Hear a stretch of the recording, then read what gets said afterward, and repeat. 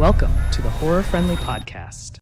Hello, everyone, and welcome to another episode of the Horror Friendly Podcast, part of the You Run Podcast Network. My name is Katie, and I am joined by Chantel, Charlie, and a very special guest. We have Charlie's dad, Richard, here to join us. Hi, Richard. Hello, I'm trying to keep the swearing to a minimum. Oh, don't worry about that. That's not a fucking problem. Right, bollocks to that then. You definitely don't have to do that here. We're going to get a reputation soon because everyone comes on and says that, and then it's like by the end dropping C-bombs, and it's like, oh, never mind. Yeah, we try and make it professional at the beginning, but yeah, But it doesn't last. All goes out the window very quickly. Charlie, you're back. Yes, hello.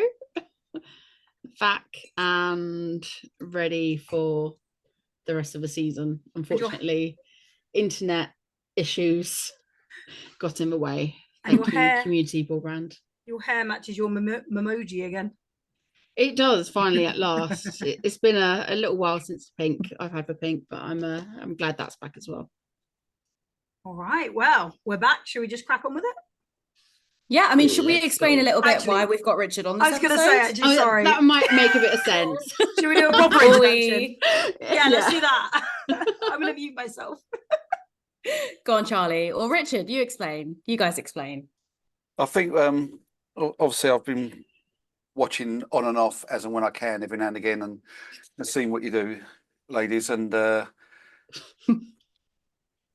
it's I think for me in this film, right, it's because half the things that are filmed on the underground in London are filmed in this one tunnel, right, and this one kind of area that's anyone that's been down there just knows it like the back of the hand, because there are many disused tunnels and stations and railway lines and whatever, but this one where they've used this film is the same. I see it like the same train that I've driven, the same railway line, the same tracks, everything about this tunnel I know like the back of my hand.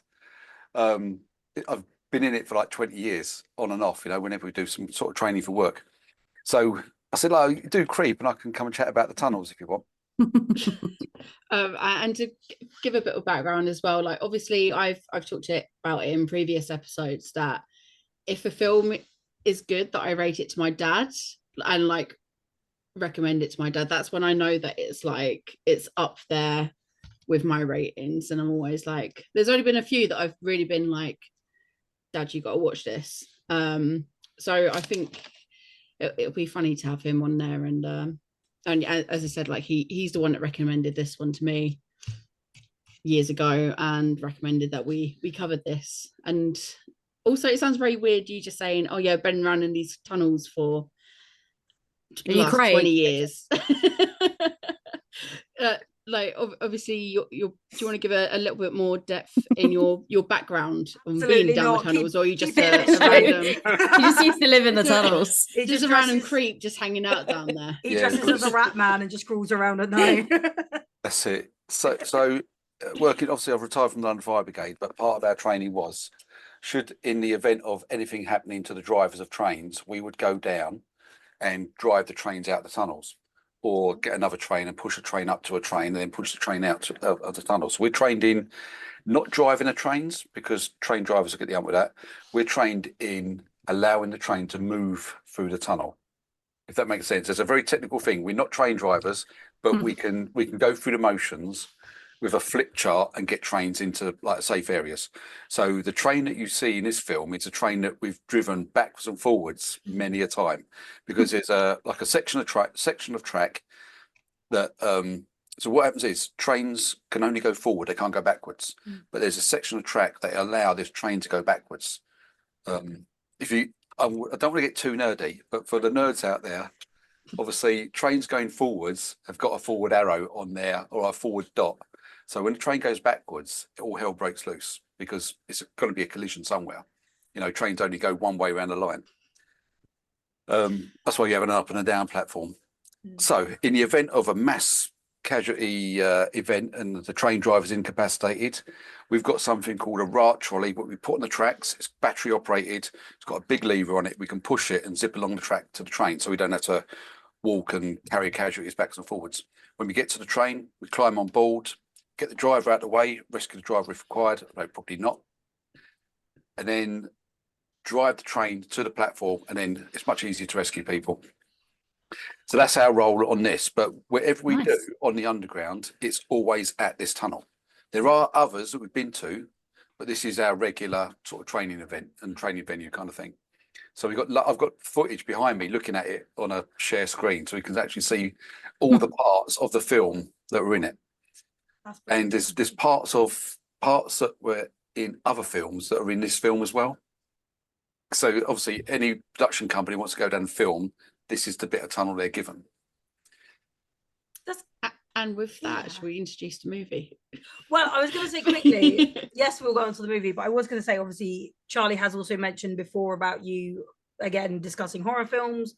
Charlie's thrown to you to be like, hey, check this one out, and vice versa. So what's your favourite horror film, being that this is a horror film podcast? Well, I'm going to go, I'm a sci-fi fan more than anything. And even though Aliens is a horror film, right, I'm going to lean towards Alien. That sort of stuff. Chantel will love that answer. It's fine. It's fine. Everyone's allowed an opinion. But I'm not really a horror fan. I don't like the jump scares. Right? That's where Charlie gets it from then. You know, I know Aliens has got a bit, but once you've seen it sort of like 15 times, it doesn't creep up on you. Great film. Good choice. Jump scares. Watch the film 15 times. It doesn't bother you anymore. That's it. Yeah, you get over it.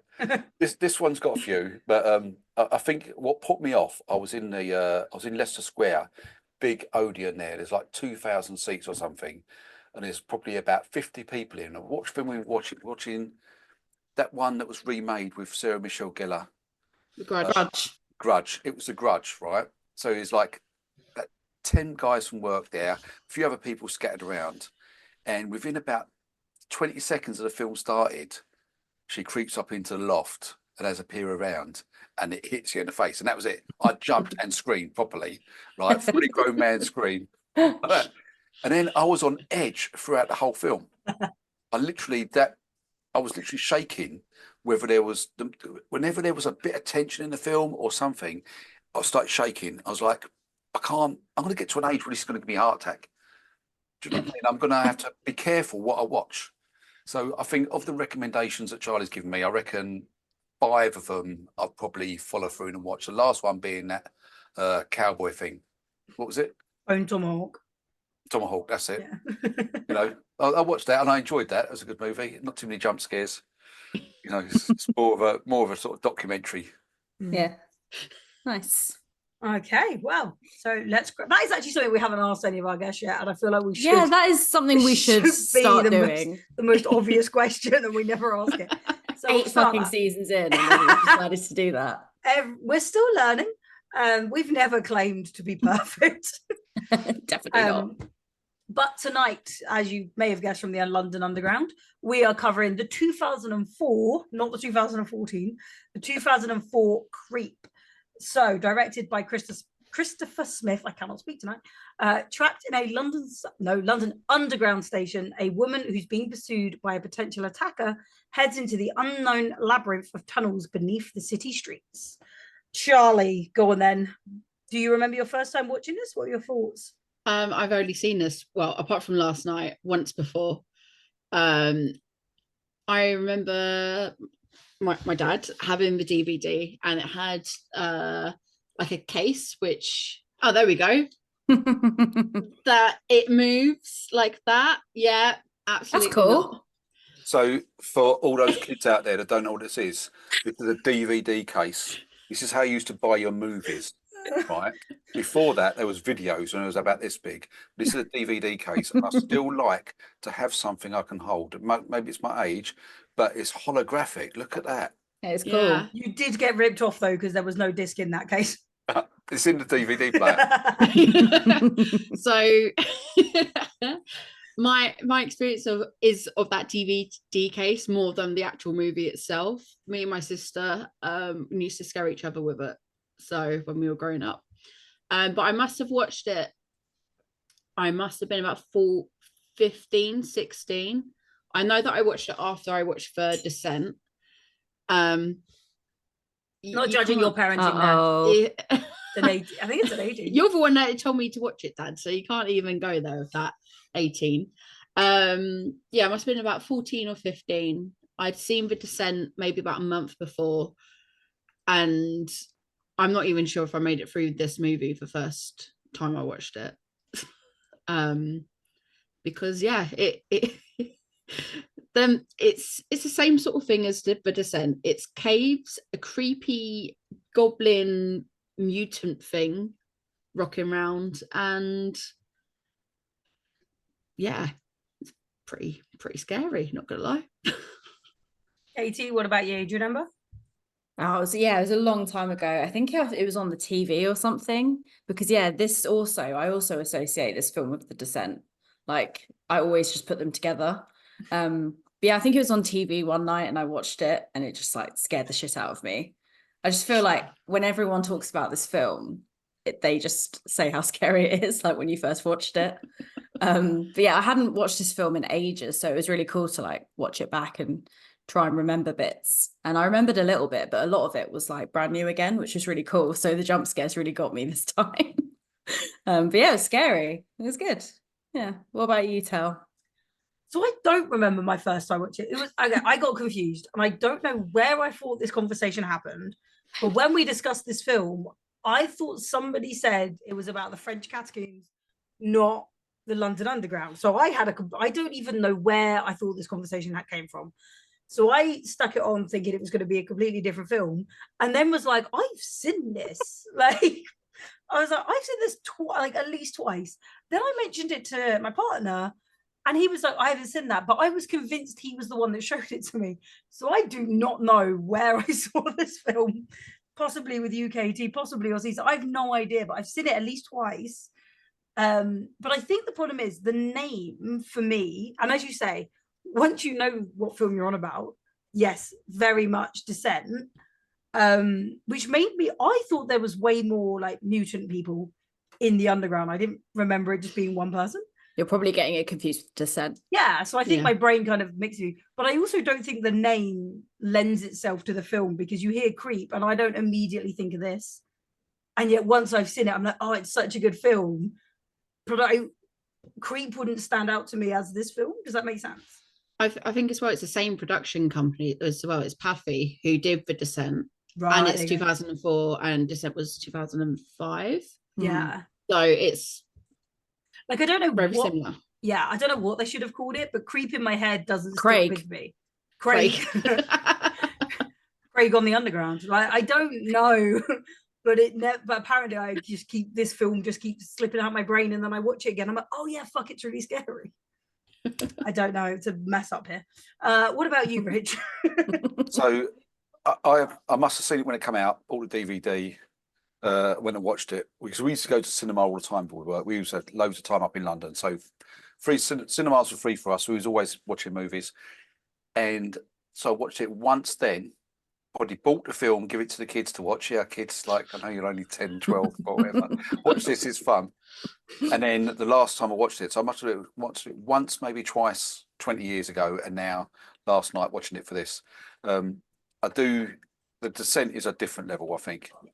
You know, I think if you're the same production company, you're building on, you know, you've obviously made a few quid out of this movie, but you're going to film The Descent, which is a much different budget, much higher sort of like profit margins on that, and it's got a completely different movie. The Descent is, for me, is one of the top scary films. Proper good. Not that I'm claustrophobic or anything. Not like you spent your life in tunnels, you know. That's it. Yeah. Didn't say I liked it. But I had to do it. I think for me as well, I think the same with The Descent is like, it's something that goes wrong so quickly. And it's the same as this. It's like, all it took was her falling asleep. Why no one woke her up? Like, don't they check the stations before they lock them? Technically? Technically? Do they just, yeah. Technically, she could get out. There's, Yeah. so, you know, if you pull the fire alarm, you've obviously, this is the other thing we don't, I mean, whatever happens, girls, don't be alone on the underground, right? Because there's lots of places that aren't on camera. But at night, those places are like, they're like a busy city. because that's when the cleaners come out. That's when the repair engineers come out and fix the tracks, right? Trust me, the lights stay on. So, you know, what happens is, like, so you take, it's like King's Cross, we used to go down there like after hours all the time and have a wander around. It's busy down there. It's just people cleaning the floors, hoovering, washing, changing the signs, all the stuff that you can't do during the day because it's public. It's there. It's only really the quieter outer stations, certainly not where this one's sort of supposed to be, you know, in the middle of London. But the quieter stations might be a little bit quieter. You know, someone might walk around with a mop every now and again, but they've always got security. But if you pull the fire alarm, you're going to get everyone and their uncle turn up. You know, and that's right where she is all the time. I'm just saying, just pull the fire alarm if you can't get out. If you're that scared, pull the fire alarm. Also, there was like a security button that was on the platform, and I know they changed platforms, but like she didn't notice that the first time round. Yeah, like, so where she goes into tunnel first of all, that's called the head wall. There's a telephone on there that speaks to the line controller, if you knew, because it's behind a box, but it says line control telephone or something, and that you can speak to the line controller. And they're safely tucked away wherever they are in their office at the end of somewhere on the line. So Safely. Safely without being sliced up. I'm not getting the idea of how a film made, but if you know what you're doing, you can get it's out. not a problem. Yeah, Yeah, like, you know, and the supervisor up there, you know, it's unfortunate what happened to him, I suppose. But then I mean, again, he was being a prick. Yeah, he was, but you know, he's falling the homeless people there. but I'm gonna say not everyone, most characters in this film though were pricks. Like there wasn't a lot of good people in this film. No, I felt like she just like massively fucked over the homeless people. Like it was entirely her fault that they died.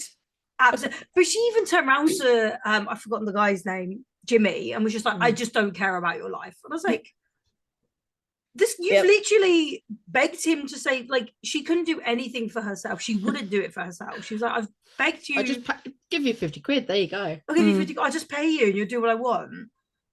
And then just like, I just don't care about you. And I'm like, I was so with Jimmy as well when he was like, why do you want to save this man? He tried to rape you. Like, I was like, Jimmy is actually on to something here. Like, Jimmy's standing up for you, girl. And I don't like, but like, Guy was a dick. You had the two guys at the beginning, George and what was the older guy's name? Arthur was a legend. Arthur was one of those people who just loved life, didn't care what he was doing. He was going to make the best of it. George was, again, a bit miserable. Not massive prick, but didn't really understand it. And I was like, no one in this film is likable but Arthur. That's what happens, though, isn't it? You don't want people to get on because when everyone joins together, everyone's nice to each other, everyone helps each other out. Next thing you know, they're all walking out, skipping and dancing. But when no one's helping you and your back's against the wall, that makes for a better movie. Definitely. It does, but yeah, I mean the lesson from this film is don't try and sleep with George Clooney. Hey, Karen, Kate's gonna shag George Clooney. Well, or be a dog. Oh, that poor dog was like. Oh, I know you'd be team the dog tail. But the dog survived. I literally, I know. I think as well, like it does have some really cool twists in it, and especially the end, like it's a lot of sort of like social awareness as well, like how it ends up with her. Obviously, she survives and she's on the platform. She looks like a homeless person, and then the fact that she ends up laughing when someone gives her some change, whether that be like relief or the fact, haha, he thinks that I'm homeless, I must look like shit. Yeah. Well, I think it's the irony, isn't it? Like she wouldn't help at the beginning. She spent the whole film asking for help, and then someone looking down on them. Like when she had that cigarette, and like I think he like lit it for her or something, and she like didn't want to put it near her mouth. No. And they're literally the people risking their lives to help her, and she just and I was like, yeah. Also, I don't know about you, what did you make of the party scene at the beginning? I know I've skipped like slightly further ahead, but so back then there was a lot of yuppies, wasn't there? That was like seemed to be like a yuppie party. No one seemed to be enjoying themselves like a party. Like there's not a party like I know about. That's more like a LinkedIn party. Isn't that a London party though? Like we're here to say we were here. Yeah, I think it was more that. I mean, Guy was there. It wasn't going to be a fucking party full of cool people. No. It was one of those bits I was like, I don't know if it was the party or like the script or the acting. That bit felt a bit forced. And then I just think the acting got a lot better as the film went on. And it was almost like that bit. I was like, yeah. These are some people they pulled off the street on like, oh yeah, do you want to be in this party scene? Yeah. You got one like, speaking line. There you go. You've made it. Like, even like Kate and that, and I was like, her acting got a lot better as she went through. Like she was more comfortable kind of being a bitch and being, you know, fighting for her life than she was actually at that party in the acting. But again, maybe it was meant to be awkward. I don't know. That's going to be. I think that's going to be the way in general. So if you look at the first scenes, they obviously must have filmed it in some sort of order, starting with the party. Like so, when she looks fresh and like you know, she's all made up with that blue eyeshadow and red lipstick from the and then from the 70s. Yeah, so she had Minan's makeup on, right? but then if you find it in order, that's pretty uncomfortable for them because everyone's only met each other a couple of days. Yeah. In real life, then as the movie goes on, they probably been around each other a few more days. You know, a bit more comfortable with each other. I wouldn't know how long it took to film, because you know you've obviously got to pay a lot of money for that. That's that bit of underground section there. So that's probably why they're more comfortable and more open with each other in real life. This is it though, because I was like, I don't know if it was that the actors weren't relaxed or if they were supposed to be awkward. And again, it was supposed to be very fake and very, oh, I'm going to sleep with George Clooney and that's exactly how this night's going to go. And I'm the wind up guy. And it was just a bit, as you say, like it's all kind of put on. And the irony of actually once everything is stripped away, it was very raw, very real. So I don't know if it was like an intended choice or as you say, if it was the actors not really knowing each other yet. So yeah, I don't want to critic because they were good actors. It just got better. So although I think I read something kind of it was 5 or 6. She had 5 of those yellow dresses because obviously, as you say, they had to look more distressed as the film went on. So like in different levels of like minging and torn upness. Again, like if you woke up and found yourself in that situation, like what would you have done? Because that's it. She gets on a train that's like going nowhere. Was it the mutant driving it? No, the train driver got killed, didn't he? Oh shit, yeah, of course he did. I only watched this today. I was gonna say because there was still a driver involved. Yeah, because she was knocking on the door, like asking if anyone was there, and then you saw the perspective from the train driver who was dead. I think Craig was already on the train, or the creep. I prefer calling him Craig. I think Craig was already on the train at that point.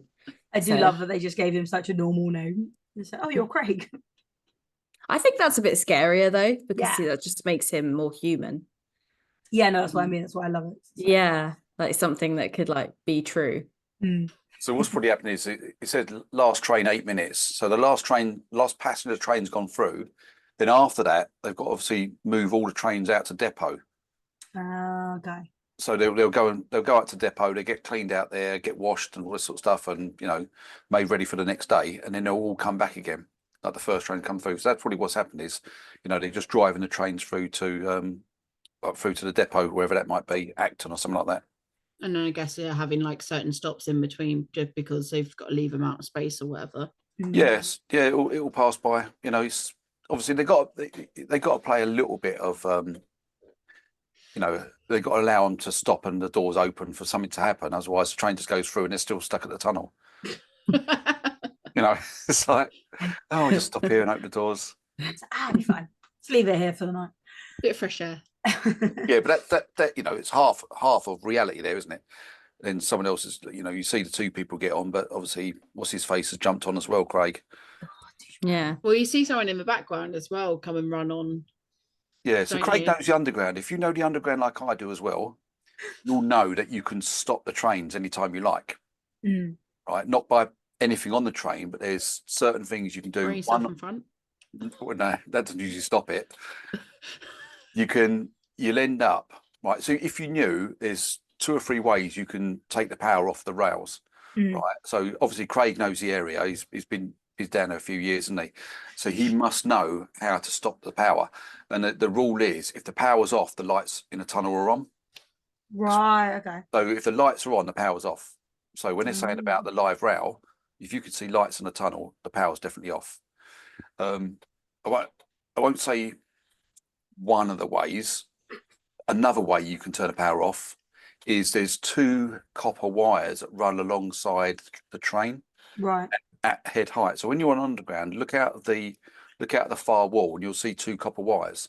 If you close them together, that will turn the traction power off. But I guess again, you'd have to be outside the train to actually be able to do that. Yeah, but Craig was, wasn't he? Well, yeah. Yeah, we know Craig's running around. He's just Yeah. lurking. I love the idea as well that Craig did that out by accident. Like he didn't see it, he was just squeezing them one day and was like, oh.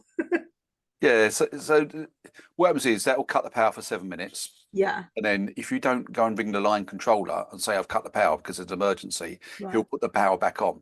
Okay. Right. And then the trains will restart again. But they'll only do that twice. And you can cut the power again the second time. Right. They'll be like, right, what's happening now? Obviously, there's something happening. But, you know, for the sake of the film, they obviously didn't show the line controller doing what he should have been done. Yeah.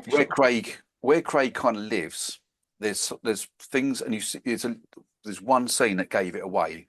There's what's called intervention points, and Right. what they are. So how the trains work is, if you're ever in a tunnel and you think, oh, a train's coming, I'll just squeeze into the wall, you won't make it. There's about a 3-inch gap around the tunnel. Yeah. The actual trains are made to push air through like a plunger. Hmm.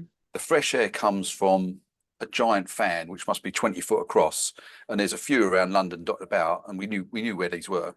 So it's a giant fan. It'll be blowing fresh air down, and it will hit the intervention point and then go into tunnel. Then the train will push it through. So that's where you get your fresh air from. The bit that shows that is when there's a corrugated iron fence, like a wire fence down there. That's an intervention point, and you can come down. You can open the door from outside with a key, go down the intervention point and stand next to the trains going by. It's really noisy and it's really scary. You know what I mean? Because they're only like 2 foot away from you. Yeah. So that was featured there. And then I think what's probably happened is they've obviously used some scenes from it's actually Aldwych Underground Station, which is where all the derelict stuff is. That's where the kind of final battle with my guy Vaz Blackwood, who was great to see in there. And then what was it called? Oh, Charing Cross, was it? Charing Cross, which is literally just the next station along. They might have had the opportunity to film in one part of that, but most of it was on the train was filmed at Aldwych, which is, you can go and see the station. It's all closed up. I was going to say you pass through on one of the lines when I was there recently, and you literally go through and you can see the station, and it's just literally closed off. It's very it's weird. There's a few of them dotted around as well that are just like, oh, is it like a completely dead? There's another whole station that was built in between Borough and London Bridge. There's a whole station where you can go downstairs. You have to slide down the escalator slopes because there's no escalators put in. There's no rails on the track. The whole tunnels are there side by side. We do quite a lot of training there, and it's just long tunnels. But then you could sort of, if you're very quiet, this is the other thing. There was little urban explorers are like rubbing their hands right now, ready for. you couldn't get in. You got nowhere to get in. Yeah. There's other little things. There's little things that freaked me out when I was watching it that took me back a few years.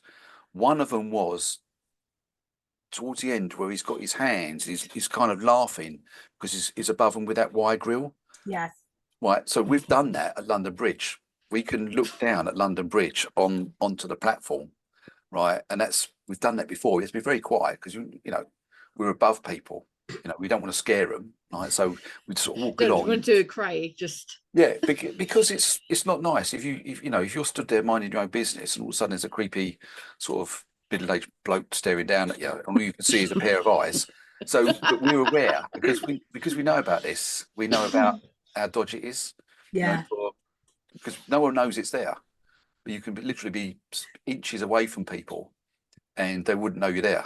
And that's the thing that kind of gives me little trigger trigger moments back. You know, there's a few of those throughout. That's so weird. Like, you must be so much fun on the underground. You're just like, oh, someone could be behind you. Oh, someone could be above you. Proper trolling them. Shit, where? The worst thing will be when you do look up one day, you'll see someone because they'll be on training and they'll just be like, shh. Like, oh, fuck. Imagine if TikTok was around now, or like YouTube, like an Instagram, where you've got like those sort of scare videos and that. Like, you'd be in your element. Like, I was gonna say, Charlie, TikTok is nodding. around now. Like, oh, yeah, you know what I mean? Like, yeah, troll videos and that would be great. One thing I was curious actually about, you know, there's 2 points. So there's one right at the beginning where Arthur obviously finds a new tunnel and gets very excited, and then they obviously, the bit you just referenced where he's looking down and they kick through the wall. So how many tunnels do you reckon, like, I'm obviously treating you now like a surveyor of London, how many tunnels are just like absolutely bricked up, we're just there? And because I know they exist, but there is so many. Yeah, I didn't know if it was going to be like a few or like a shit ton, but So I know they're there.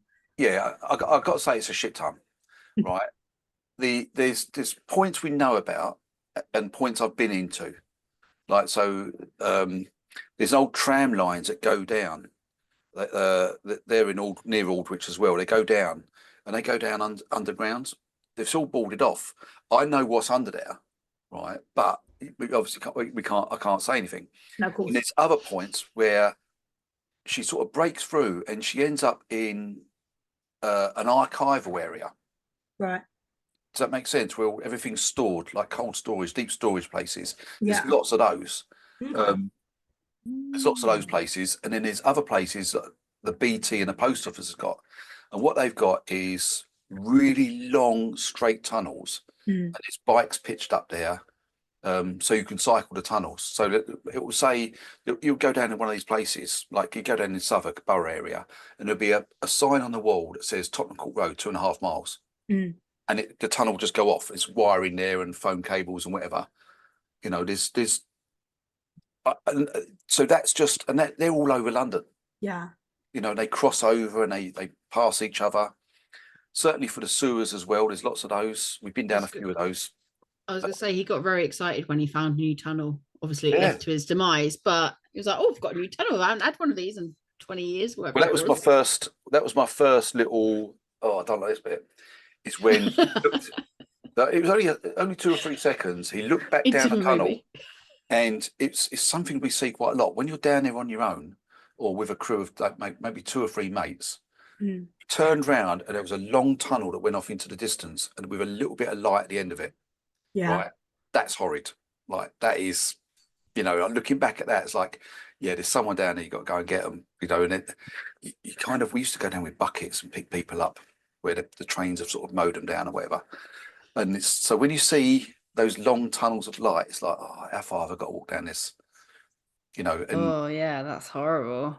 yeah, so a lot of those tunnels were quite creepy. You know, what wasn't creepy were the ones I knew about. Yeah. If that makes sense. So like, you get a new one. Yeah. So when he sort of broke through, and it was the noise that he heard, the sort of scream or screech down that long tunnel that he was moving through. First of all, I didn't like that. I did love the bit though when like George kind of looks around and you do expect like a jump scare, and then he turns back and he's like, "What did you see?" But Arthur's still like shocked, staring at something. Yeah. So I did like that because again, it's like that idea that Craig is just hiding, and you can't see him. But as you said, he's like 2 feet away from you, but you've got no idea he's even that. Like, yeah. It's dark down there. Yeah. It is funny on the underground when suddenly, like, if you're in the tube and the lights go off a little bit, and you do kind of get that moment because they always like flicker, and you'll kind of get that moment of like, fuck, it's dark down here. Or even when like if the windows are open in between, like the sound that comes off just being on a tube it sounds like screeching. It's horrible. Like I do love as well, like you can literally be on the underground, you can be on a tube and doesn't matter how fast you're going, you'll still see the rats. And it's just like, again, I love pointing that out to tourists because they're like, London's so luxury, and I'm like, yeah, go on the underground. Look down there.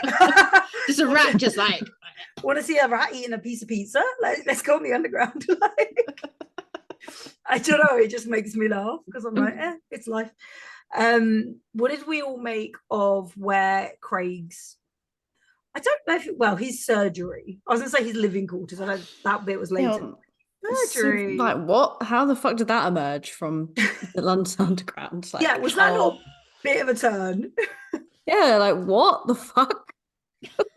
I do forgot not about believe so much of this film. I forgot about that bit. I was like, fuck, I forgot though. I do not believe that he has had any formal medical training. I don't Something think tells so. me. What I loved though is he's obviously seen a bit because he knew enough to wash his hands even if there was no water. He knew to put an apron That was on, amazing, that bit. He knew to mimic stuff even if he didn't actually understand that he needed water. Yeah, I don't think he cared. Now he like dried them as well. Yeah, that he tried the fact to use the gas mask. Like, he didn't actually know how to do any of it correctly, but he knew he'd mimicked enough. And I was like, that's disgusting. That's tormenting her.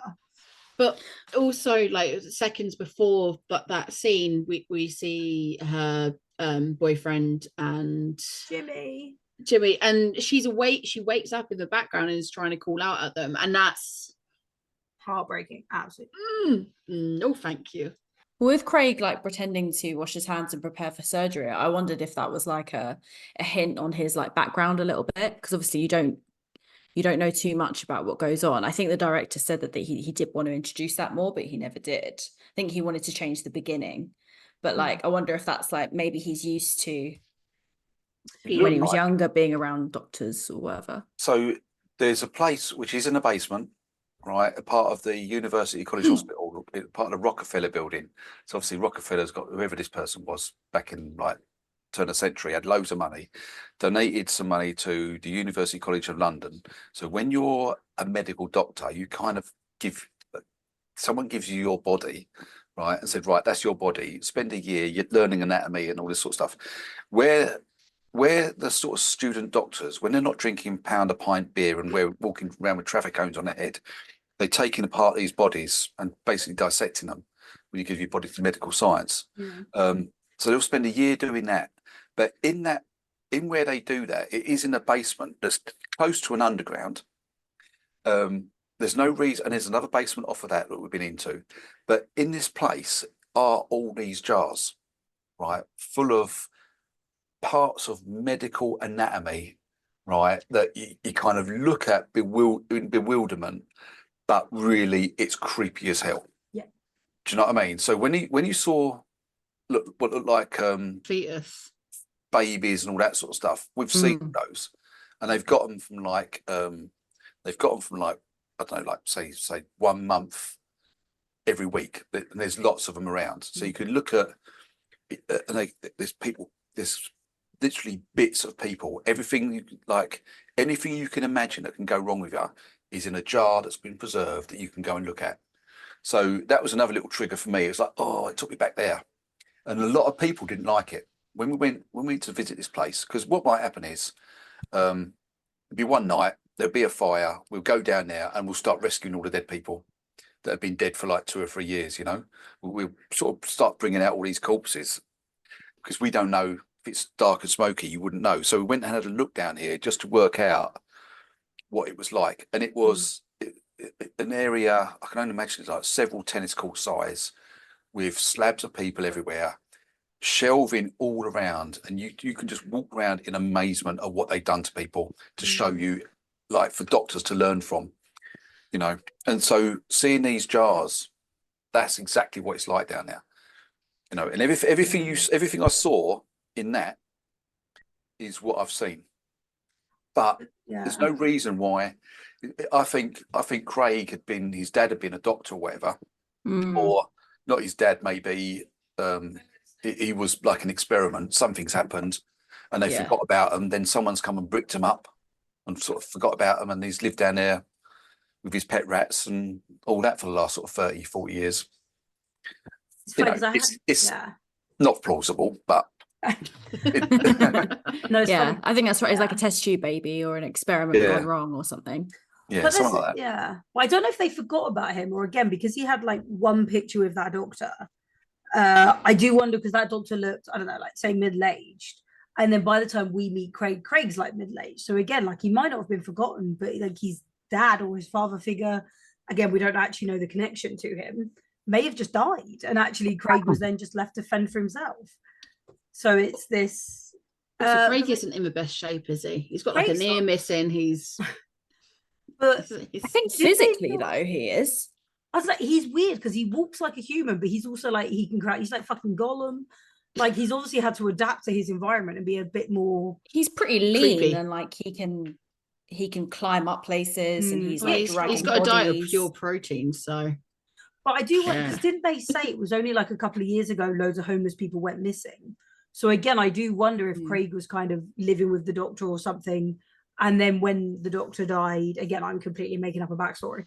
But that's when Craig was left to his own devices and started killing people. And as you say, like whether he was eating them, experimenting on them, copying what he'd seen, we don't know. We don't know more about. I think part of the scary thing is, Craig, is you don't know.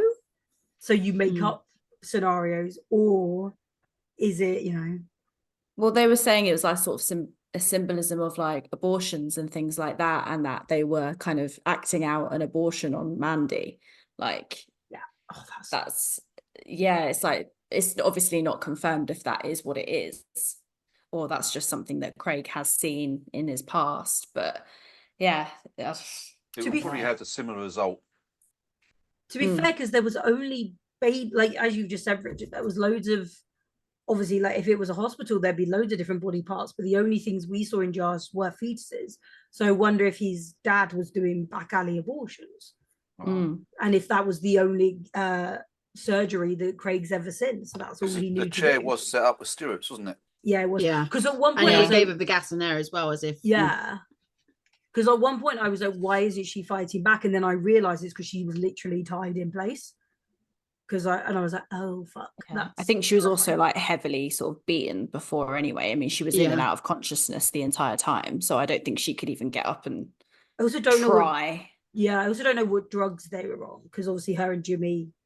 Actually, I don't know if they'd taken it was the drugs. heroin, wasn't it? I thought so, because he did bring out like a tube and stuff.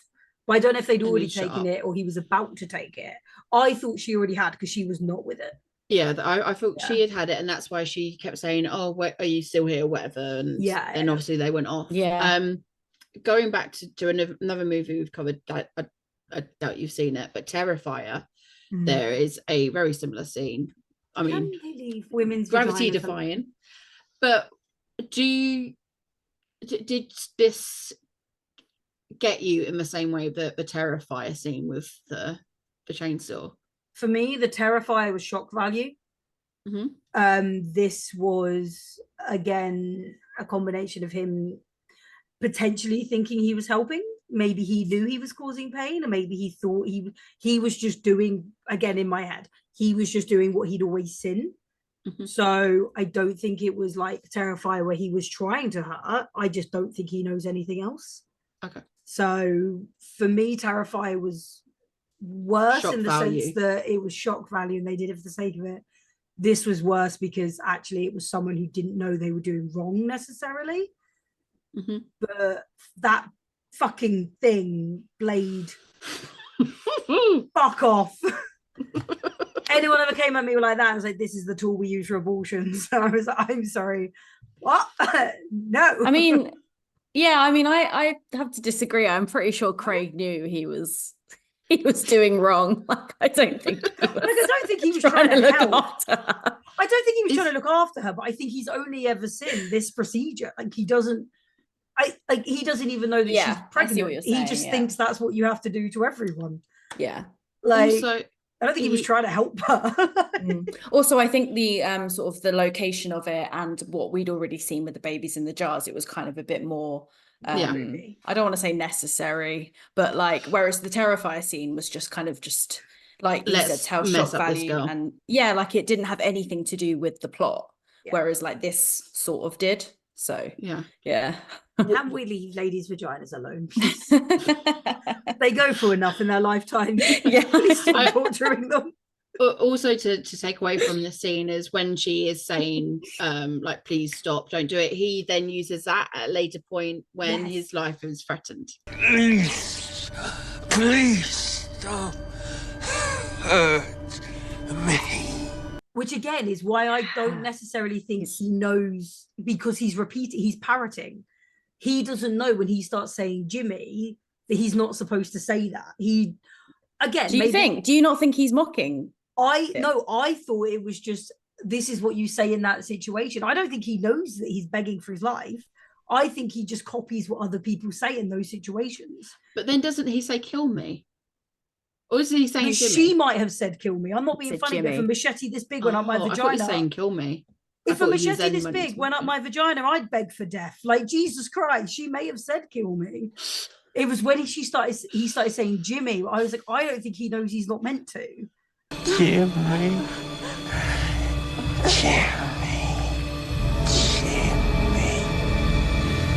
Oh, so I thought it was like fully like he was mocking. He might have Mandy's death. I think that's how I took it last time, but this time I think he's parroting. I don't think he actually knows how to talk. So you're just Team Craig. I'm not Team Craig. Craig is a piece of shit and he needed to be put down. But he was a product of his environment and terrible parenting. He wasn't fair. He wasn't a typical psychopath that we see in other things. He wasn't Hannibal. Craig needs therapy. Yeah, well, Craig wasn't smart enough to be Hannibal. He was just copying what he'd seen. Doesn't make it right, doesn't make it okay. And he still needed to be put down. He had some very poor social cues, didn't he? He did indeed. Why does this always happen where I end up like I'm not defending the killer. This does happen a lot. That's why I like horror, because it's like figuring out why the killer is the way they are. Doesn't mean they're not a piece of shit. You can't blame other people. No. I hear the way it is. Same as fucking, what's her name? Her name wasn't Katie. Yes. Yeah, it was Kate, not Katie. Kate. But the same with like Kate. She was so quick to be like, you need to fix my problems. Like even with George in the cage, she's like, you need to swim underneath. I was like, why can't you? George can't swim. George can't swim, which fucking stereotypical, bloody hell. But let's ignore that bit for a minute. But like she was so quick to try and get everyone else to fix her problems. I was like, you can't blame other people. You have to fix your own shit. And it's the same with Craig. He needs to sort his own shit out. Dickheads, a lot of them, and they all need to sort their shit out. Did you not get any sort of like final girl go on Kate for her, or did you just dislike? No, because for me, a final girl fights for themselves. She just wanted everyone else to fix it for her. Do you know what I mean? She was just like, she was the final girl because George sacrificed himself, not intentionally. He didn't know the big spike was there. But like she wouldn't be a final girl without everyone else she like ruined along the way. What did you think of her? Sorry. Someone else talk. I've spoken a lot. Yeah, I've got to go back to Faz Blackwood, right? He's from South London, I think. So one thing, we've got like an unspoken rule in South London. You don't put your back against where there's danger. Mm. So he smashed their windows. He smashed the windows because he had and then turned his back. Yeah, and that's where your danger's going to come from, isn't it? Watch your six. You know? Yeah. So when he stood there like this, and I even forgot what, I'd forgotten most of the film. So watching it back, it was quite new. And as he's got his back to that open window, I'm thinking, no, mate, no, turn around. At least weaponize yourself, you know. We just think all they've done is hit him a couple of times when they had the opportunity to finish him off at any time.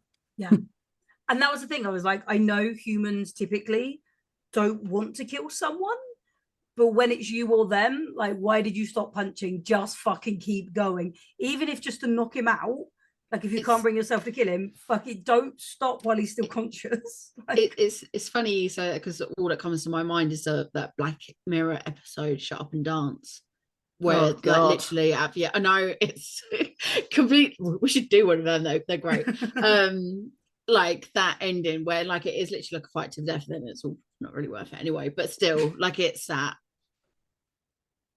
Katie's like PTSD. I'm fucked up by the episode, man. It's such a good episode. But yeah, like it is that just fight or flight, but you just got to keep knocking them. Do you think she was a good final girl then, Charlie? No, I think but I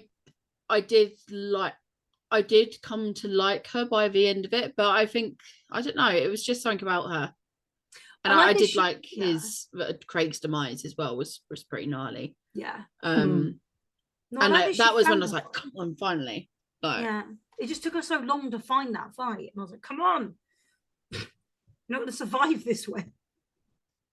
she's been damsel in distress. I know, and that really pissed me off. I wasn't Wrong rooting for genre. her. I wasn't rooting for her as much as I have been for like other final girls in the past. She was a bit more of a difficult one to become attached to, I think. I think it was just because she was quite unlikable at the beginning, and then there wasn't really a massive redemption arc for her. But then at the end, I would like agree with you, Charlie. Like Craig's death at the end, like I think that kind of brought a lot of it back. Did we not feel for George? Oh, Yeah, I mean that sucks. rough. It's the It's eyes. not how you want to go, is Kel it? doesn't like an eye-related injury. But this was the thing. If someone was doing that, pushing to my house, you fucking better bet that I'm going to start swinging. Like, I understand he was trying to push his arms off, but I think at that point, it's like when you tickle someone and they've got no action but to fight back. Like, if someone went that close and was like, started pushing on my eyes, oh dear God, they wouldn't survive. Like, Don't touch Chantel's eyes. It's Just all be I'm like, taking "Don't away from this. touch my eyes. Leave Yeah, them alone. you can kill me any other way. Just Yeah. leave the eyes alone. Literally. Do you know what? Yeah, maybe not the vagina. That comes back to organ donation as well for me. I'd always said, take any part you want but my eyes, My mum says that. because there's Yeah. something about it. What I don't want is, I know if forever it happened, I'm laying there and I'm thinking, oh bollocks, I'm going to die. I've got like a minute left. I don't want my last thought to be someone within the next 10 minutes going to come and spoon out my eyes. Right? I don't care what you do to anything else. Right? But Spoon out. yeah, just whatever surgical procedure they use, right? It's going to A involve. spoon. It's literally a melon Yeah, a little bowler. teaspoon. No, it's a from melon canteen. bowler. Like an Yeah. ice cream scoop. Yeah, Do you know take- what's anything else is yours. Do you know what's As really soon as you funny? said that, Rich, I saw Tell's life flash before her Literally. eyes. She was like, you know what? I'm taking that thought to my grave as well. Do you know the worst thing is I've always been like, take whatever you want. Like, once I'm dead, I obviously won't have a fear of people touching my eyes. But the fact you went 10 minutes after I died, I'll be spooning them out. Now I'm fucking terrified. I'll be like, no, you have to leave my head on ice for at least a day. Like, give me a day. Right, I'll take you back to that Rockefeller building. Oh. Right. When we was going, the guy that was doing the embalming, right? But so I've got to say, there's dead people everywhere, bits of people like just scattered about, right? The guy that was doing embalming was embalming some old lady with a sandwich in one hand and a big needle, and he was like pumping embalming fluid into her, like formaldehyde and all this sort of stuff, right? He had a sandwich in one hand, and we said, our thoughts was at the time, and not necessarily said, don't you worry about touching them, because he had no gloves on, no rubber gloves. He went, oh no, and he poked this lady's eyes. He touched her eyes like that because it was normal to him, and we were obviously like, oh no, man, that's enough. And there's something that goes on. Don't touch your eyes, live or dead. Oh. Yeah. Katie, right. If I go first, in my will, there is going to be a thing about my eyes. Why are you telling me? Well, because I'm assuming I'm going first. It's going to be like, As if we're a couple. do not let the pathologist poke me in the eyes for the love of God. I feel like you should be telling Mitch this, not me. He's got headphones on. I'll tell him later. Okay. But this is I'll it, let them 'cause- know. I'll Yeah, let thank them you. know. Because I went to the Surgeons Museum in Scotland. I mentioned this a few episodes ago. I can't remember which one though. And it's literally a similar thing, but it's all above ground, so it's way less terrifying. And it's in broad daylight. But there is like every human body part cut up into every piece displayed. And I was saying to these guys, because there's like an eyeball split, like cut up into the point you've like just got the eyelid. And that I found absolutely fascinating. Pathology I find very interesting. Me and some of my Derby team want to go and see a live autopsy. But the idea of like eating a sandwich and poking their eyes, to me, that's not that it's disgusting. That's like a level of respect. I'm like, that's still a human. He'd Like- been around dead people a lot. Yeah. And this is it. Like, I've got quite a dark sense of humor, but I still think I wouldn't want to like eat because, as you say, I'm like hygienic, but poking them in the eyes, I'm like, that's that's just not respectful. Like, that's still someone's loved one. Don't poke them in the eyes. He was the guy that was showing us around as well. And what he did, because it was like a student was working on a body over there, and there was another student working on another one over here. And then someone said, like, is there someone underneath each of these? Said, yeah, they take about a year to get through their process, their body part, and whatever. It's literally taking them apart layer by layer. Yeah. But he took a sheet away and he picked up someone by the back of their head like this and lifted them up, and you could see their eyes from behind. Yeah. Where everything had gone. It's like, no, it's like this is normal. This is like this. Obviously, it's about 9 months in. Science. Yeah, That's it is right. science. They can do that because that's 9 months later and my eyes are still intact. So I'm like, that's fine. My consciousness is definitely left by that point. I won't know when the melon baller gets involved. Yeah, but 10 minutes after that freaked me out. Nothing can replicate what medical students like, just that level of what they've got to work on. You've given them your body to work on this, right? To learn from, to help other people. So that is a really big thing to do. You know, and they were well looked after. It was just sandwich guy that worked down there, and his job was to do stuff like that, you know. Again, for me, that's just a level, that's like respect. And again, I think it was like Scrubs where they were talking about like when they were working on the cadavers and stuff. And again, like they knew their names, and it was that where they really got to know their person, and they knew things about their person, like whether they were a smoker, a drinker, like their lifestyle. Because they work it out as they exactly. So it was like actually quite a personal relationship they build with this body, even though it is at that point a body. Obviously, like they can't talk to them. But then obviously in real life there are different ways you can donate your body, and I think unfortunately it's kind of luck of the draw, because you can either end up that way where you're like, I'm helping improve science and medical, or you can get left on an island and they just wait to see how long you decompose in different humidities and if there's maggots involved. And then there's one body was like donated, and then they ended up using it, I think literally in like the army, to see like how different bullets worked on it and that sort of thing. I was like, can you imagine though, like you've donated your body thinking it's going to medical science and you end up on some bloody gun range? And I was like, this is very random. Here's a thing, right? You're not allowed. I don't believe this is like from a couple of years ago.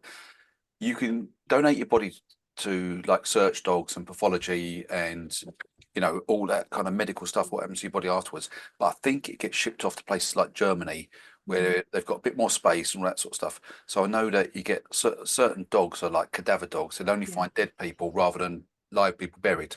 Yeah. But I think even they go to Germany to train. Right. Okay. And then, you know, they put a plastic bag over you, corrugated iron sheet, see you in a year. You know, but I think I think you have to specifically request that your body does that. I'd be, because I have to, at the moment just said organ donor, take what you want, but maybe I do need to look into it, like the entire body specifically. Where is it going? I've always said for mine to go to science, and to be fair, I've got so much stuff messed up with me that I think they'd have a field day. Yeah, you'd be an interesting project. I will be. I'll be a very interesting homework piece for some student somewhere in a fair few years' time, hopefully. I'd be gutted if they were suddenly like, oh, that injury that bugged her for half her life, this is all it was. And I'd be like, could have known that 20 years earlier. All I had to do was a little bit of physio and stretching. Thanks. Yeah. Diversed a bit away from Craig, haven't we? We have a little bit. So was I the only one? Hopefully it's not Craig operating on any of us. Hopefully not. Was I the only one though that remembered there being more than one Craig? That was from Descent. I know, but I thought there was more in this as well. Like No. every time, I remember one Craig. because like when Craig was like poking them with a stick, and then like when he was, I thought I seemed in my head to remember there was a couple of them, but obviously there was only the one. But apparently I'm the only one that remembered it that way. Yeah, no, one guy. Just one guy. One very. He did have a busy lot of guy. very near deaths though, or like where he should have died. Yeah. Maybe that's where you're. It's like, you know, he should have died after that scene where he got knocked in the head by a shoe, and then he should have died after nearly getting knocked again in the head. Oh yeah, finally he did die when he had his throat ripped out of him. Yeah, no, he should have been the final girl. Like how he was surviving all this is Only in a horror film. Only in horror. Yeah, I don't think physically he didn't look. So he's obviously not going to have the best diet, not the best healthcare. He didn't look physically the best specimen on earth, did he? So how a couple of people couldn't manage to take him out, I don't know. I'm struggling with that a bit. I think there should have been more to make it more realistic, not just one person. Well, that does lead us on to our next question, actually, quite nicely. Do we think we would survive Craig? I'm not going to call it Creep. I'm going to call it Craig. Charlie, I'm going to come to you first. You always come to me first. I do, actually. I don't know why. I think it's and you always know what my answer is going to be. But again, just to be clear for Richard, would you survive, and how or why would you survive? Of course I'm going to survive. How would you survive? Or why would you survive? To be fair, after finding where they are in that little hideout thing cupboard, I would have just stayed there until morning. Oh, what, with Mandy and Jimmy? Yeah. Do you know what? I had the same thought. I'm just chilling there. Chill with them. Like, they were so hospitable. Yeah. Bit of heroin, you know what? That'll get through the night. Craig did come and find Mandy there. That was only after they'd drawn lots of attention to being there. Okay. Katie, what about you? Sorry, I cut you off. Did you have another thought? No, that's all right. Go on, Charlie. Go on, finish your sentence. No, I mean, if I had got caught as well, just go, Go on in, Katie. mess them up. I don't know. I think he's quite scary. I don't know. I don't know, because I don't know if I'd be able to escape the cage that Craig puts me in. I'm a fairly confident swimmer, but I'm not sure. I mean, this is always my answer, but I'd give it a good go. But Craig scares me, man. I'm not sure I would. Yeah, I've said yes a couple of times the past few weeks, so I've racked up my yeses, so I'm gonna say no. You've used up your yeses for the season. I have. Go on then, Richard. I hate to be the man that says yes. But I'm looking at him going, how is he taking anyone down? Like 2 or 3 people he's taken out, like men as well. So is it the fact that he surprises them, like he jumps on them when they're not expecting it or whatever? I think I'd survive, but I think I'd just be out of the underground system because of my knowledge before Craig found me. Knowing how to get out of the tunnels, knowing what to press and where to go, that would help me. But then also, had I seen someone murdered, I also know that the underground trains carry tools. There's a lot of axes on there and bits and pieces that are kind of tucked away that you don't know about. Probably for the best. Yeah, there's all little things. No, simply because if there is an incident, you can get yourself out. Yeah. And that they are on that on most trains as well. Yeah. You'll see little things like tucked away. Like, it does make and things like I was that. gonna say, it does make sense, but it also makes sense they'd be hidden. Yeah. So... Yeah, otherwise it wouldn't be there.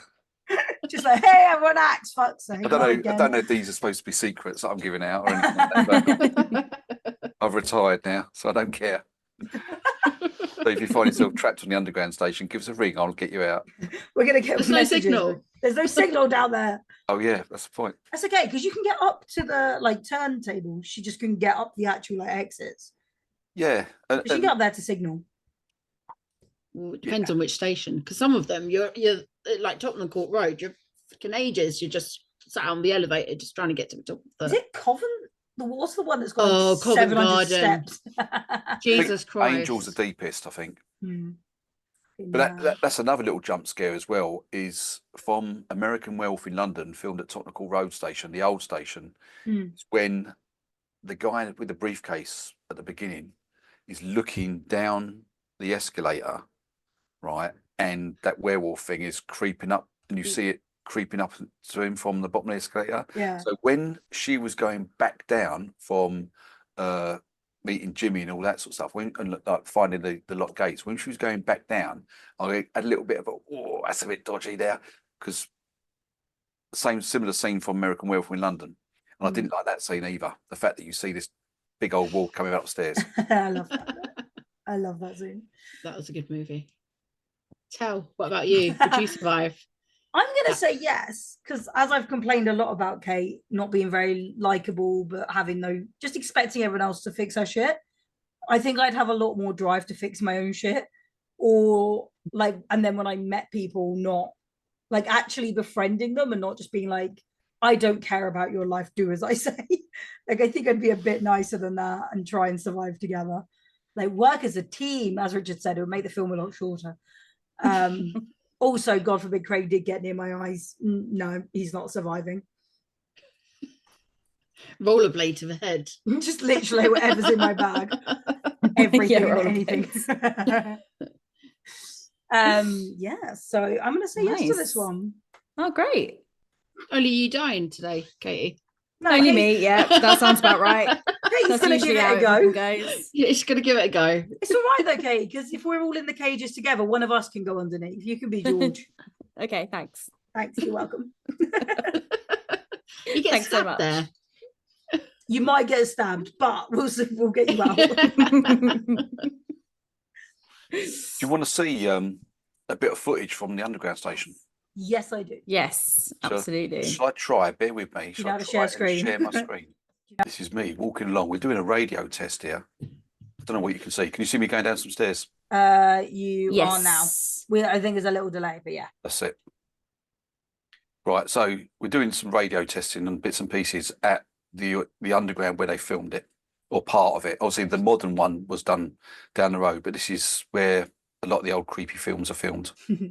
And anything to do with World War II, you go down there one day and it'll have all sort of like World War II posters that they put up, like lovely fags. That is one point, actually. There was Smoke quite, more for your country. I think at one point they did call a cigarette a fag, and there was something else that was very British. I was like, you could tell this is an English film. Yeah. Here we go. I don't know how far I get, but I know the radio doesn't last very well down here. This isn't a very deep tunnel either. I'm probably down about 4 or 5 flights. I could have speeded it up for you, couldn't I? Yeah, that'd be nice. It's a really long video. However, That's right. I can always speed it up on the. Oh, there we go. So you probably will recognise. Where is that? So that's at the bottom of. When I turn round, As I say, I've just clocked what's on the wall. Oh, you're Piccadilly. now. Piccadilly. That's it. I'm on the radio now. Let me see if I can whiz forward a little section. There we go. Well, it's a bit grubby, This- doesn't it? Yeah, this bit was in the film. Underground. So this little section from about here was in it. Hmm. You see, I'm not really worrying about my gimbal walk. Yeah. Now, see, I think I'm on the radio again there, chatting to someone. Right, here we go. On the platform. there There you you go. World War II, yeah. And that's what we use to go down the tunnel. This is the RART training. Ah, that's so cool. So that's little people in gas tight suits, and they're going to drive down. And that's the train we use. It's down that tunnel. That's so cool. And they drive it up and down basically. There it goes. Oh, wee. That's quite quick. It gets very quick, and That's quick. people have been injured by hitting the train. It gets pretty nippy. It's like 15, 20 miles an hour down there. Oh, wow. Well, the ones in Monsters Inc. who are like, the That's it, sucks. We got a 2319. That's pretty cool. And the train is down there around the corner kind of thing. So is that what you mean by the lights being on when it's not lights being on, in use? powers off. Okay. Hmm. So basically, use this trolley, put this together on the platform, drive down the tunnel, get on the train, send the trolley back, and then the trolley gets back, power goes on, drive the train out. That's so clever. Yeah, that was awesome. That was very cool. Yeah, no, I think we should come and dress up as Craig and harass everyone while they're training. It's really funny. I don't think they'd be as scared because it's light and there's lots of people there. I don't think they'd be as scared as like being at like 12 at night with on your own. So I'd wonder, I feel like you'd have like the newbie who'd be like, oh, they're just hazing me. And then you'd have someone who's done it 20 times, be like, what the fuck? This is new. And they'd be the ones getting scared. Like, I've been down these tunnels for 20 years. What the fuck is happening? So even then, looking at it, you've got sort of like half dozen people on the track kind of thing. Yeah. If you was round the corner and you screamed like Craig, we're coming out. Yeah. And there's some grown men there. You know, and a couple of girls there as well. Everyone's coming out. We're like, no, I'm done with this. And I'm fine. No, well. All right. Should we do our final question? Let's do it. So, how many spookies are we giving Creep? And what is your favorite spooky scene? Rich, I'll go to you first. Right, I've got nothing to sort of judge it on. I've got to say, when I first watched it, it was a lot spookier. Last night, obviously, I know the place, so last night I was like, I'm not really spooked out too much. Because it's again, it's a rerun. If I was to say things like Descent and The Grudge would score 10, is it 10 out of 10? Out of 5. 5. Out of 5. They would be 5s all day long. This one probably a 2. Oof. I'm sorry if that's too low, but I think Your opinion. It didn't help the fact that I've seen it before. If I watched it the first time, I'd give it a 3. But 5 is I'm scared to watch anymore. That's my kind of level. Like, when that scene at the start of The Grudge where the face appears in a loft, right? And then I didn't want to watch the film anymore. I was done watching it. A minute in, I'm like, no, I'm done. I've seen enough of this. That is a good horror. That's a 5 for me. That effective 1 minute in. That is good. Yeah. Okay, cool. And what was your favorite moment in the film? It doesn't have to be anything scary, but your favorite bit. Just that little one scene of looking down the tunnel when the sewer men are first working there. They look down the tunnel. There's a noise that comes back up. Just that was like, that got me hard because that was at the very beginning as well. So that sets my tension up quite high for the rest of the film. Until you see Craig, and it kind of dies down a bit. If you remember a similar scene when you first saw Craig, like you see him face to face, the lights go out, and she wakes up in the archive room where they store the paperwork, and he's right there staring at her, but he hasn't even got any kind of face on him. He's just staring. If you take that on to the next film they made, The Descent, where the torch goes out and she's in that tiny little tunnel and it's a side-on view, and then when the torch comes back on, the thing's right in front of her. That's a scare. That's like, I'm trapped in a really tight tunnel, I can't go anywhere, and the thing's here. Whereas Craig was just sort of like the light come and he kind of just stared at her a bit. I just thought, cool, creepy. You are creepy, yeah. This has actually made me want to watch The Descent. Yeah. No, I'm done. I'm done with Descent. I've seen it twice now. Never again. Charlie's like, for the love of God, stop making me watch this film. Okay, interesting. Tao, I'll go with you next. I'm gonna give it a 3 out of 5. I think mostly because I just always seem to forget about this film, and then I watch it again, and I'm like, oh, this is actually quite a scary film. So yeah, I'm gonna give it a 3. I think there are bits that,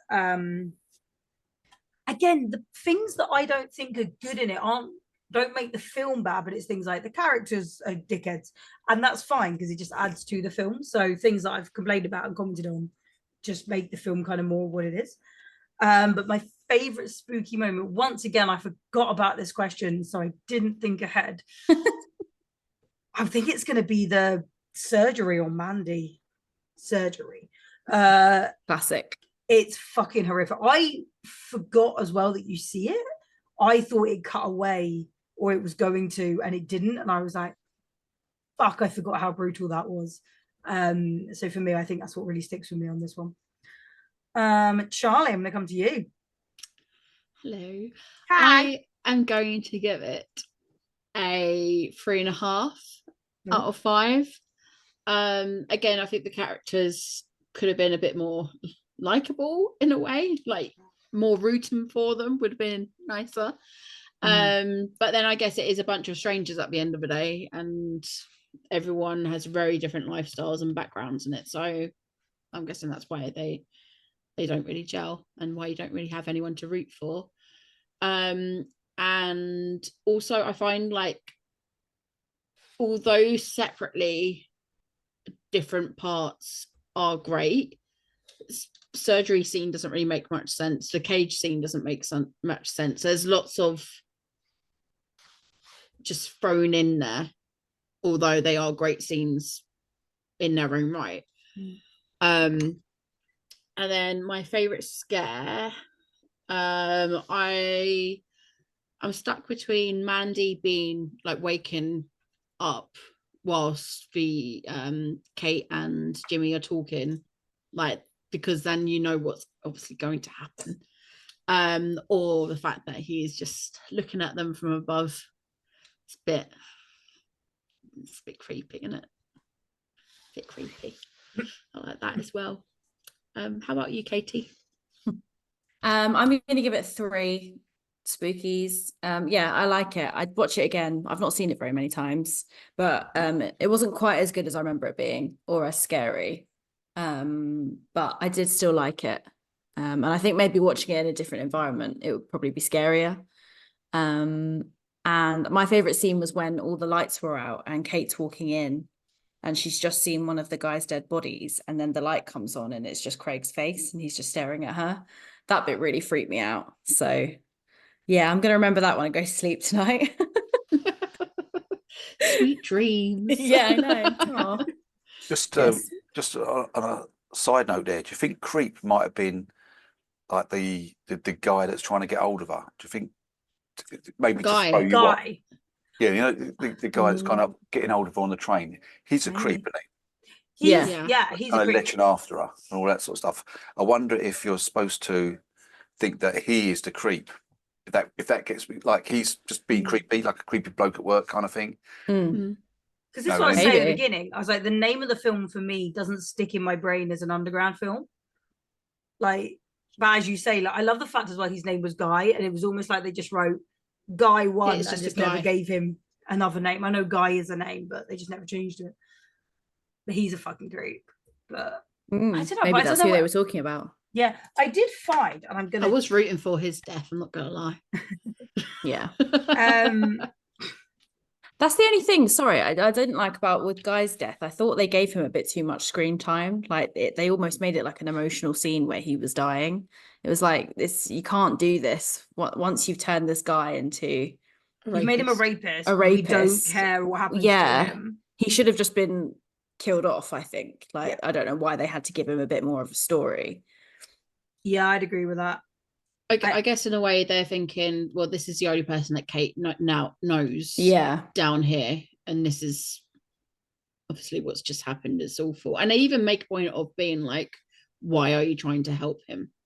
But that's True. what I love Jimmy for. She's been like, he tried to rape you. Like, what are you doing? She's like, Mhm. oh, please go save him. I'll give you 50 quid. And it's like, he's got a point though, love. Like, Yeah. like, you're gonna be best buds after this? No. Like, Because she didn't like him before. Like, it was Yeah, very but he clear. said sorry, so it's fine. He that said makes sorry. it okay. Even though he stalked her onto the underground and waited 8 Yeah. minutes for her to fall asleep. Anyway, they did have other title options, which were, they didn't make it obviously. They included Runt, Cellar Dweller, Horunda, Here Kitty Kitty, One Track Mind, and Piccadilly Nightmare. And I don't know, only that last one might have stuck in my head as the underground film. They're all a But bit Creep cheesy, does- aren't they? Yeah. They're all a Here, bit cheesy. kitty, kitty. Here Kitty Kitty. There wasn't a cat in the film, there was a dog. But I don't think any of them were right, other than maybe Piccadilly Nightmare. That's Sell it. cheese.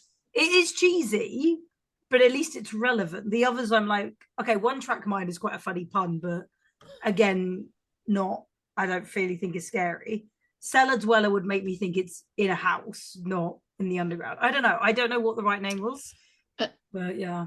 Also, going on from this, that there has been another Creep made since. And Yeah. when I was trying to find the movie to watch, it was interesting seeing as when you type in Creep 2004, a lot of people saying this gets forgotten about because of the 2014 movie with the same name.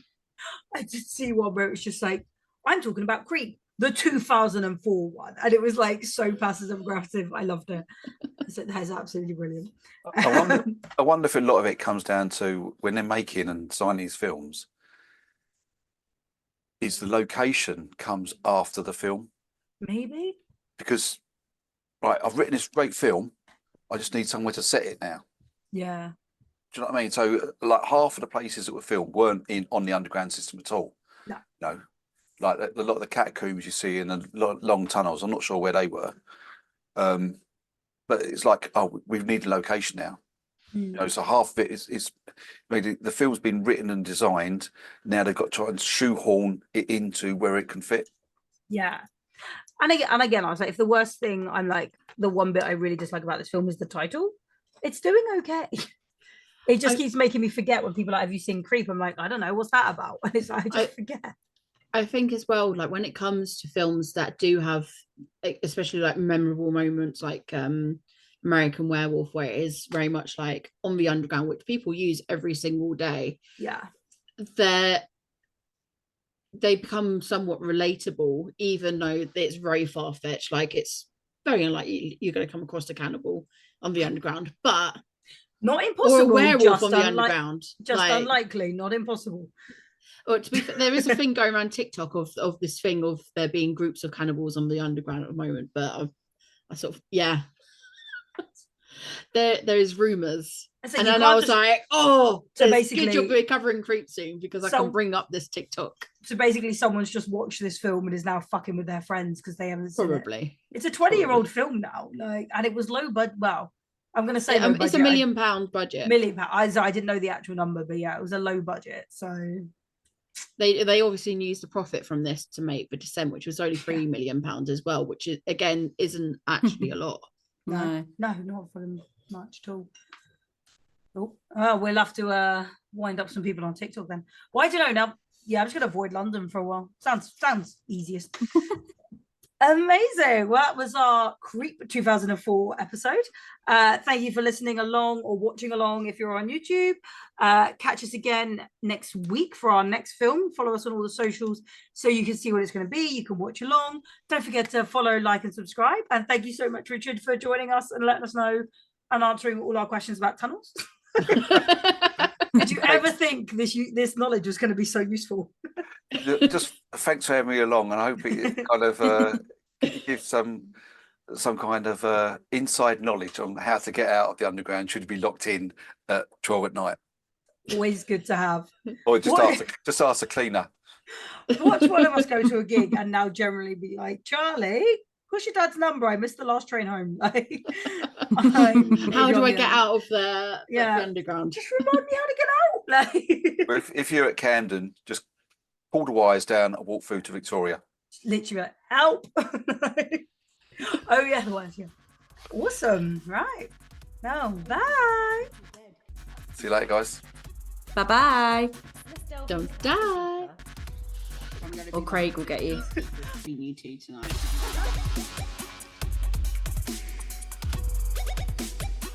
Yeah, fuck with the original. Yeah, don't fuck with the original.